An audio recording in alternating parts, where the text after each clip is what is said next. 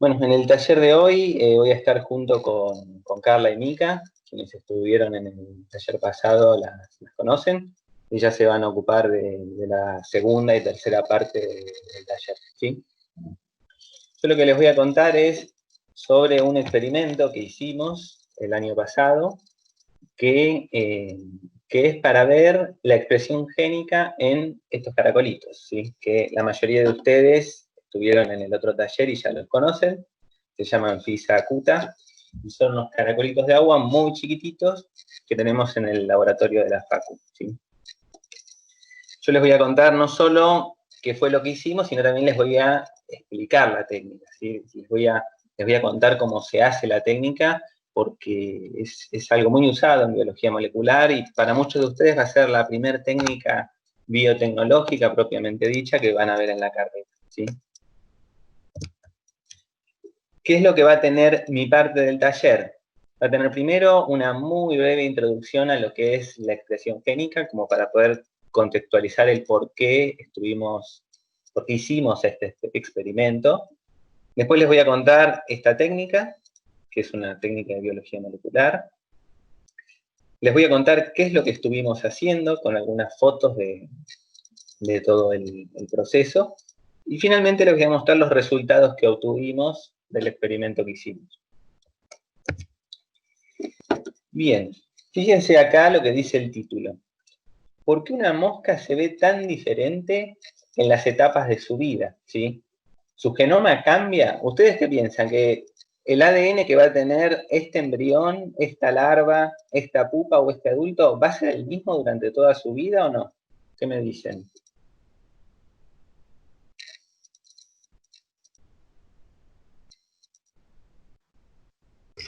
Yo creo que sí, que sigue siendo el mismo durante toda su vida, pero ya está determinado que vaya a cambiar. Bien, vos decís que es el mismo, o sea que esta cosa que tiene esta forma, tiene el mismo ADN que esta cosa que tiene esta forma totalmente distinta, con funciones diferentes, un metabolismo distinto también. No sé los demás qué opinan, es algo bastante extraño esto, pero la realidad es que sí, es que tiene el mismo ADN, obviamente, durante toda su vida. ¿Qué es lo que cambia? Lo único que cambia son los genes que se activan y se desactivan en los distintos estados, ¿sí? Si bien algunos genes van a funcionar a lo largo de toda la vida, como por ejemplo los que cumplen las funciones más importantes de la célula, funciones estructurales, funciones de membrana, por ejemplo, o los genes de los ribosomas, hay un montón de genes que van a cambiar su expresión a lo largo de la vida y van a hacer que esto se vea totalmente distinto a esto o totalmente distinto a esto, ¿sí? Eso es lo que le pasa a los insectos cuando sufren su metamorfosis, ¿sí? Esto pasa a lo largo de todo el desarrollo de las moscas y ocurre más o menos en 10 días, ¿sí? Es un desarrollo muy rápido, en algunos insectos es algo mucho más lento, pero las moscas en solo 10 días pasan por todas estas formas diferentes hasta llegar a adultos ya capaces de reproducirse. Estas mosquitas son las que tenemos en el fly room, que sería el cuarto de moscas en la facu, y con la que varios chicos hicieron sus tesis y se hacen varios trabajos prácticos también con estas mosquitas, ¿sí? Y esto fue lo que dio origen al experimento. Ahora les voy a contar un poquito por qué, ¿sí? Fíjense esto, los genes, no solo dos genes distintos, que es lo que muestra esta imagen, se van a expresar de forma distinta, ¿sí? Acá es un gen A y un gen B, y se puede ver que el gen A genera un montón de copias de una proteína, y el gen B genera, en este caso muestran una sola, ¿sí? Esto puede ser para genes distintos, pero también dentro de un individuo, como por ejemplo la mosca que sufre una metamorfosis y cambia muchísimo su metabolismo y su forma de ser, y, o sea, es totalmente distinto una mosca adulta que una larva. Un mismo gen que se puede expresar así en una etapa, se puede llegar a expresar así en otra y también viceversa, ¿sí?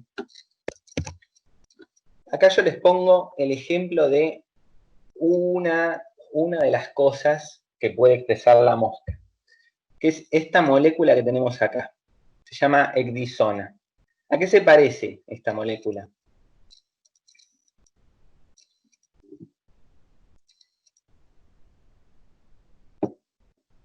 no me digan que no vieron algo muy parecido, ¿no? No tienen por qué saber qué es, yo no les digo, pero ¿no se parece a una molécula que conocen bastante bien? ¿Se acuerdan del colesterol, las hormonas esteroides? Bueno, este es un derivado del colesterol, ¿sí? Es un tipo de hormona esteroide. Y fíjense en este gráfico, acá se muestra el tiempo en este eje, y en este eje de acá es los niveles de expresión, ¿sí? O sea, la concentración que tenemos de ecdisona dentro del individuo. ¿Y qué pasa? Fíjense que se parte de muy abajo y tenemos picos, baja y hay muchos picos, ¿sí? Es una hormona que participa en lo que tiene que ver con la muda de los insectos, ¿sí? Cuando se está por producir un cambio de estado, se produce un pico en la producción de ecdisona y después baja y se produce otro pico antes de un cambio de estado y así hasta que se produce la última parte de la metamorfosis, el cambio final dentro de lo que se llama pupa, y la producción baja prácticamente a cero, ¿sí? Solamente la mosca adulta hembra en algún momento, después de estar totalmente desarrollada, vuelve a producir ecdisona en una determinada cantidad, ¿sí? Pero es una hormona que participa en lo que tiene que ver con la muda y la metamorfosis de los insectos. Ahora bien, nosotros partiendo de esto, quisimos estudiar qué es lo que pasa con un invertebrado que no sufre metamorfosis en su vida. ¿Y qué teníamos en el acuario? Teníamos los caracolitos, ¿sí? Los caracolitos se ven igual de chiquitos, fíjense. Acá tenemos un caracol adulto y uno chiquitito al lado. Son exactamente iguales, solamente cambia el tamaño, ¿sí? Uno tiene caparazón y cuerpo más grande y el otro más chiquito. Entonces, bueno, decidimos ver qué es lo que pasaba en cuanto a la expresión de proteínas de estos caracoles. ¿A alguien se le ocurre de qué manera se puede probar esto? Estamos hablando de expresión, ¿sí? Expresión génica. Y esa expresión génica deriva en la producción de proteínas. ¿Alguien sabe qué técnica de estudio de proteínas se puede usar para determinar esto, el patrón de expresión?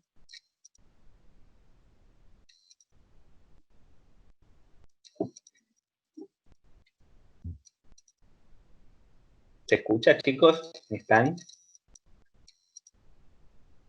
Sí, se escucha. Se escucha, pero no sé. Sí, se escucha. Podría ser el Southern Blot para tratar de relacionar proteínas con los anticuerpos. Bien, en realidad el Southern Blot no tiene que ver con los anticuerpos, ¿sí? Se usa una sonda de ADN para detectar. Pido si pueden apagar el micrófono que está haciendo un poco de ruido. ¿Cómo es? El Southern Blot se usa una sonda de ADN para detectar algo de ADN también, ¿sí? En este caso nos interesan proteínas. Y nosotros no queremos detectar una proteína en particular, que eso sí sería mediante la técnica de Western Blot, ya no Southern Blot, sino Western Blot, sino que queremos ver el patrón, la colección de proteínas que tiene este caracol, ¿sí? Esa colección de proteínas genera un determinado patrón característico que en el caso de las moscas, como después les voy a mostrar, cambian mucho en los distintos estados. Y queríamos ver qué pasa con el caracol. Entonces la técnica que usamos se llama electroforesis en gel de poliacrilamida, ¿sí?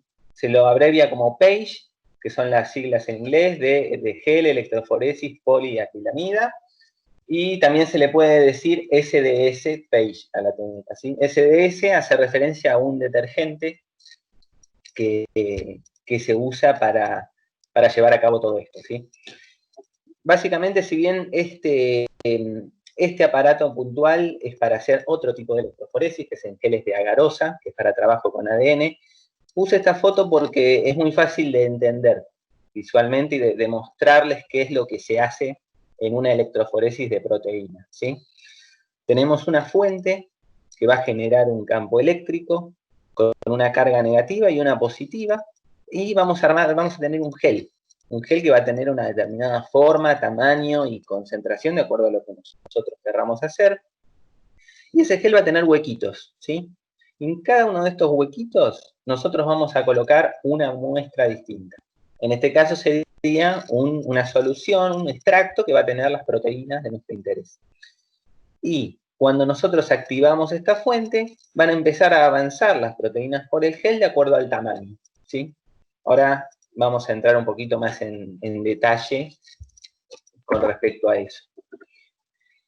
Fíjense, ¿qué es la electroforesis y para qué se usa? La electroforesis consiste en aplicar un campo eléctrico a moléculas que están en una solución, ¿sí? En este caso, nuestras moléculas van a ser proteínas que van a estar con una carga negativa. Y si una proteína o cualquier cosa tiene una carga negativa, va a ser siempre atraída por la carga opuesta. Entonces va a avanzar hacia el lugar donde está el electrodo con la carga positiva, ¿sí? ¿Qué cosa de lo que hay acá en esta imagen les hace un poco de ruido? No tiene nada que ver con lo biológico, pero por ahí en química vieron algo de esto, o saben algo de electricidad, por ejemplo. ¿No les hace Tiene que ruido? ver. Que el Claro. ánodo tenga carga Está al revés. positiva. Bien, bien. ¿Y alguien sabe si esto está bien o está mal? Que diga ánodo acá y cátodo acá. Y está bien, porque para la electrólisis las cargas se cambian. Bien, cuando tenemos una electroforesis, no es como una pila. En una pila, siempre la carga negativa es el ánodo y la carga positiva es el cátodo. Ahora, cuando nosotros hacemos una electroforesis, el ánodo es hacia donde se dirigen las cargas negativas. Entonces va a ser la carga positiva. Y el cátodo lo mismo, o sea, se invierte, ¿sí? ¿Y qué es lo que nos permite hacer una electroforesis? Básicamente tres cosas, ¿sí? Es separar las proteínas, esto nos permite separarlas según el tamaño. Hay otro tipo de separación también según punto isoeléctrico, por ejemplo, pero la más común y más utilizada es para separar por tamaño. También sirve para identificar o para purificar una determinada proteína. Ahora bien, a mí me puede servir solamente separar y ese puede ser el final de mi experimento, o puedo no solo separar, sino también querer identificar, y una vez que identifiqué, puedo querer purificar, ¿sí? Son como pasos sucesivos, de los cuales nosotros nos quedamos acá, en separar. ¿Por qué? Porque no nos interesa, no estamos buscando una proteína en particular, simplemente queremos saber la colección de proteínas que tiene el caracol, ¿sí? Esta separación se produce mediante esta electroforesis. Esta identificación es, una vez que se hizo la separación, después se usan anticuerpos específicos contra la proteína de mi interés para detectar si está. Porque yo puedo mirar el gel y puedo saber más o menos si está o no según el tamaño de las proteínas que hay, pero la única forma de saber si está exactamente la proteína que busco es mediante el uso de anticuerpos específicos. Y si yo además quiero esa proteína porque la quiero usar para algo, una vez que sé dónde está, puedo cortar el pedacito del gel. Ahora después van a entender bien todo esto y les va a cerrar la idea cuando vean cómo es un gel, ¿sí? Pero se puede cortar el pedacito del gel donde están esas proteínas y sacarlas del gel. Se puede purificar de esta forma, ¿sí? Nosotros llegamos simplemente hasta acá porque era el objetivo final de nuestro experimento. ¿Podíamos hacer en WADE esto y hacer esto? Sí, tranquilamente lo podíamos hacer y de hecho se hace en algunas materias, ¿sí? Pero nosotros queríamos hacer esto, ¿verdad? Bien, ¿qué es el gel? El gel es como una gelatina, ¿sí? Imagínense una gelatina de esas que ustedes compran el polvo en el supermercado, lo hidratan y lo ponen en la heladera para que solidifique. Bueno, es exactamente lo mismo.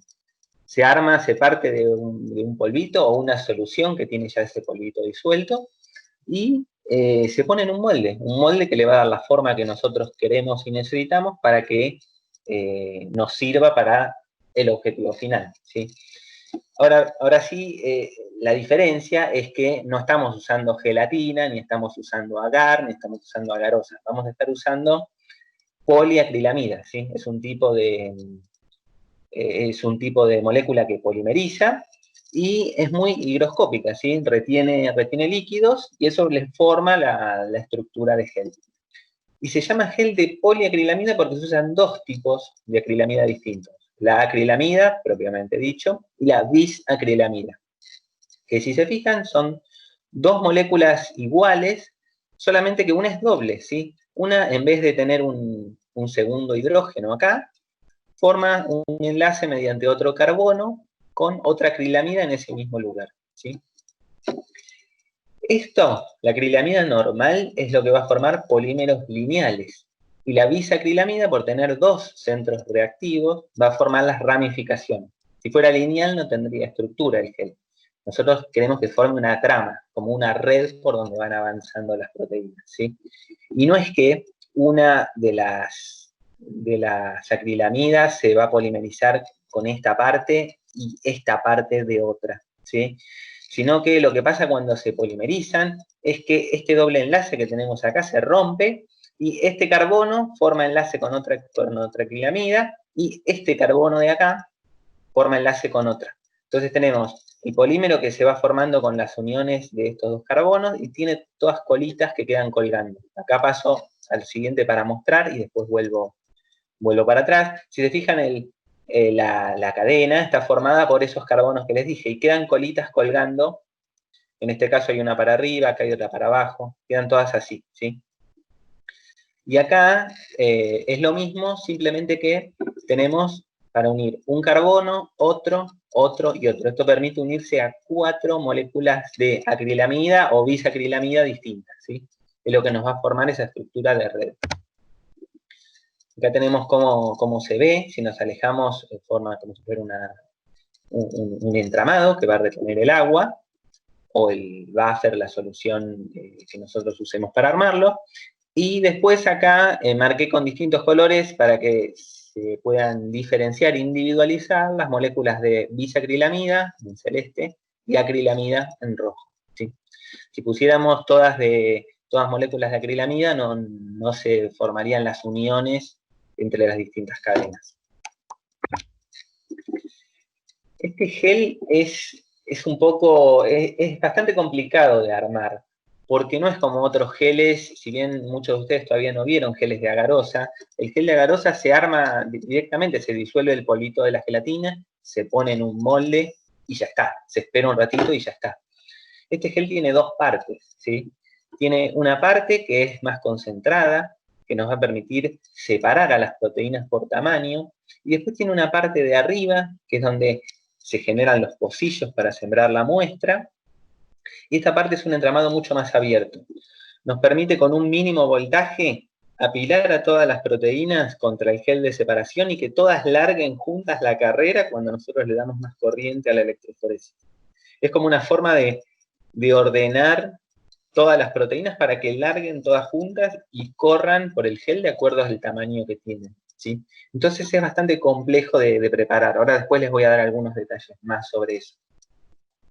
Y acá hay como un detalle de la parte de separación, que sería la parte más oscura de este gel, como se ve acá, en la cual las proteínas largan todas juntas, y se ve como las más chiquitas se filtran más fácil por el entramado que las medianas, y las medianas se filtran más fácil que las grandes. Las grandes les cuesta más avanzar y quedan más retenidas, ¿sí?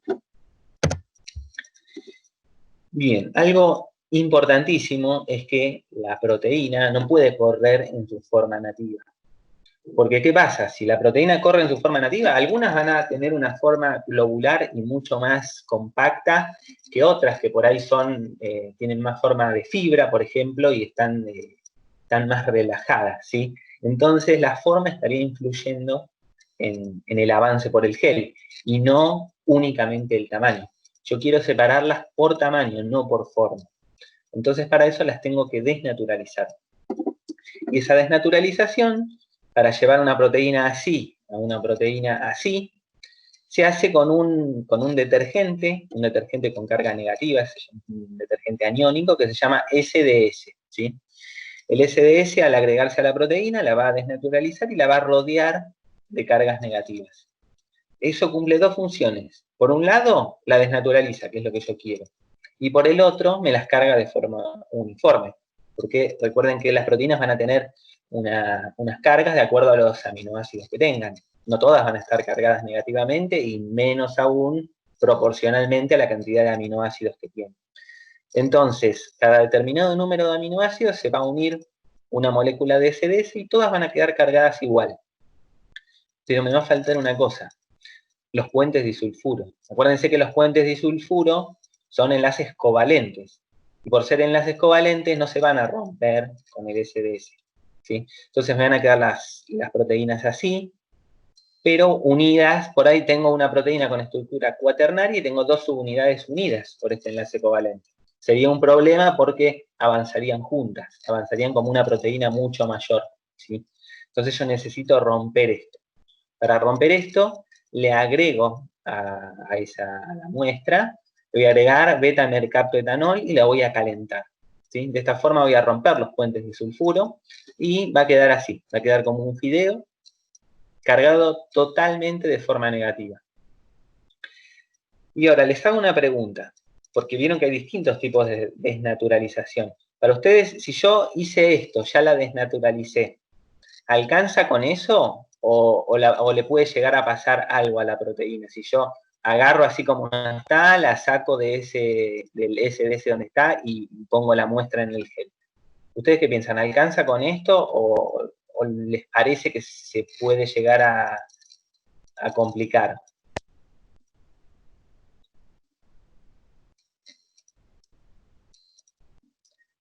Es medio difícil igual la pregunta. Si a alguien se le ocurre puede decirlo, si no... Lo que no me queda a mí del todo claro es qué pasa si vos tenés dos proteínas que tienen la misma estructura de aminoácidos, pero están ordenadas de forma distinta, así que hacen cosas diferentes. En ese caso, ¿esto no haría como que dos proteínas que sean distintas se vean como iguales?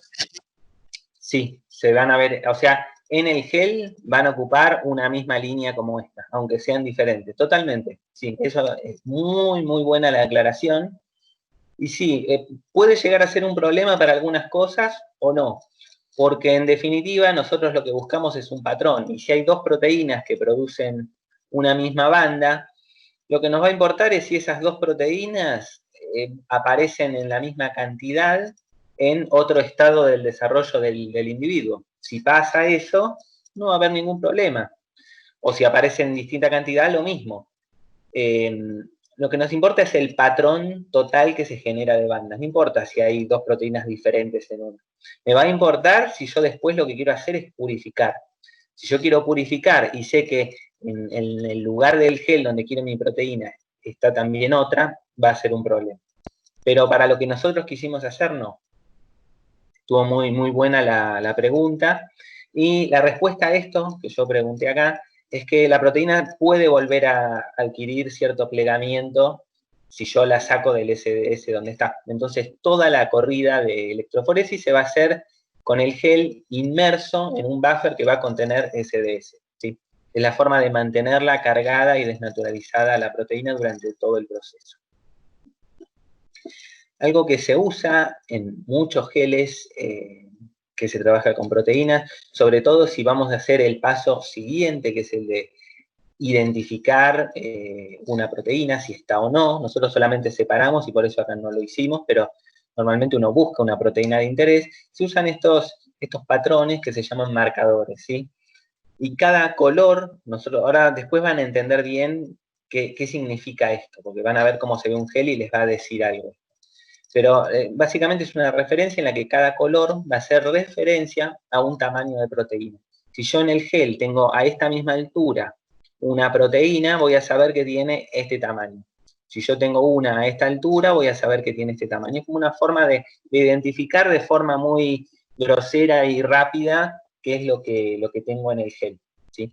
Aparte de esto, después cumple otras funciones que después ya las verán más adelante cuando hagan la técnica de Western Blot muchos de ustedes. Ahora les voy a pasar una parte de un videíto para que se entienda qué es en qué consiste la técnica, ¿sí? ¿Hasta acá estamos? Sí, sí, todo bien. Sí, Bueno. sí. Ahí se ve la pantalla del video.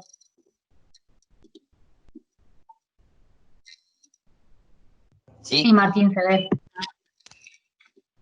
Bueno, lo voy a poner en mudo Ustedes vayan mirando y yo voy a parar en alguna partecita para contar algo. No lo voy a dejar todo, voy a poner solo una parte.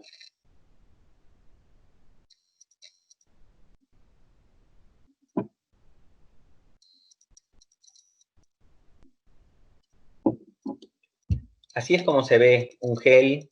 Este gel, bueno, es medio, no está muy lindo, no se ve tan nítido, pero este es el patrón que yo les dije, ¿sí? El patrón tiene una referencia y sabemos de qué tamaño es cada una de estas banditas. Entonces, si yo tengo una proteína, tengo una manchita acá, sé que son proteínas que van a tener un tamaño como esto o muy similar.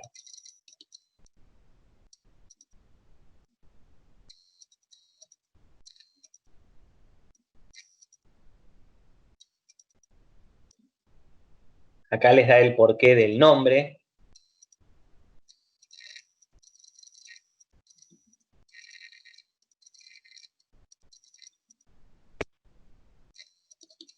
Esta es la molécula del SDS, ¿sí? Este grupo fosfato de acá es lo que, sulfato, perdón, es lo que le va a dar la carga negativa a esta cadena hidrofóbica que tenemos acá.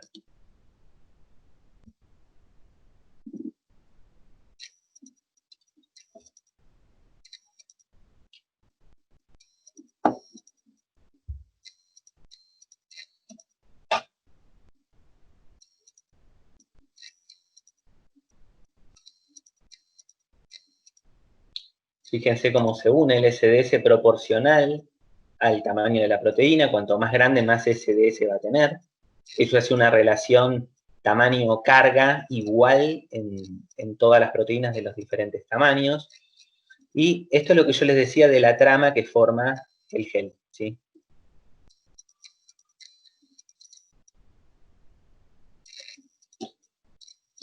Acá muestra un gel de menor concentración y uno de mayor concentración de acrilamida. Es como más polvo de gelatina para hacer la misma cantidad de gel, en este caso, y muestra cómo avanzan las proteínas en uno y en otro.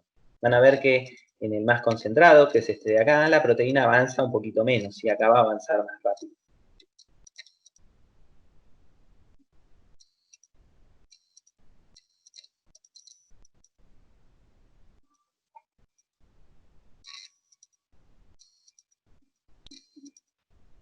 Eso, bueno, sirve para analizar proteínas de muchas fuentes diversas.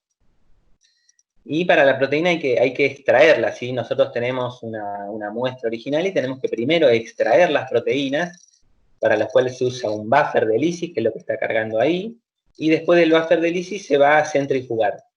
Esta parte nosotros no la hacemos porque no tiene sentido para lo que nosotros quisimos hacer finalmente en el experimento. Y esto es algo muy importante. Todas las muestras, antes de cargarlas en el gel, se les agrega esto de acá, que se llama buffer de carga. Este buffer de carga cumple varias funciones importantes, ¿sí? Ahora vamos a ver bien cuáles son.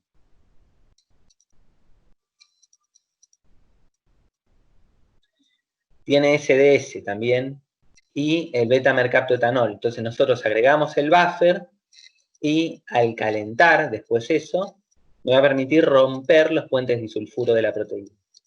Además tiene glicerol o glicerina, como dice acá, que eso lo que va a hacer es densificar la muestra, porque yo esto lo voy a sembrar adentro del gel, lo voy a poner en el pocillo del gel, pero ese gel va a estar sumergido en un líquido. Si el líquido de la muestra tiene una densidad igual a la del buffer, esto se va a levantar y va a entrar en solución junto con el resto del buffer, entonces pierdo mis proteínas. Al agregarle este agente densificante me va a permitir que la muestra quede en el lugar que yo la dejo. ¿Sí? Ahí están cargando la muestra en uno de los pocillos. Y ahí se ve en tiempo real cómo va avanzando una electroforesis. Y esto que se ve acá, estos colorantes, forman parte del buffer, ¿sí? Es como una referencia visual que vamos a tener nosotros para saber cuánto tiempo le falta a la electroforesis, ¿sí? Esto es lo que les decía, que al calentar la proteína junto con el buffer se va a terminar de desnaturalizar y cargar por completo de forma negativa con más SDS.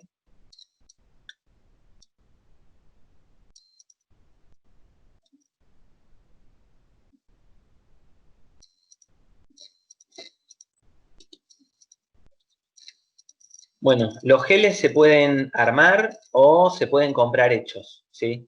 En muchos lugares ya los compran hechos porque son bastante tóxicos estos geles, ¿sí? La acrilamida y bisacrilamida monomérica, o sea, antes de formarse el gel, cuando todavía no se armó la gelatina, es muy tóxica, ¿sí? Puede causar daño cerebral.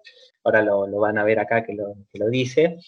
Entonces se trabaja con mucho cuidado para hacer. Nosotros en la facu los armamos siempre con las medidas de seguridad correspondientes. De hecho, les voy a contar cómo es que se arman.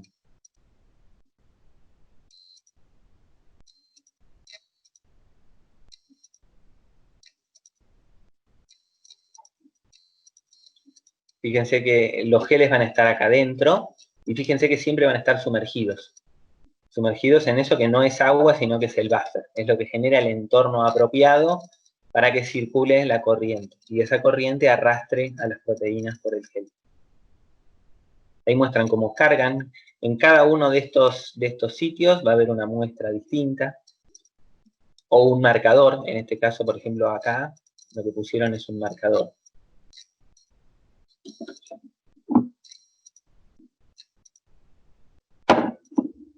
Esta es la fuente de poder y acá es la cuba donde ocurre el proceso de electroforesis, ¿sí?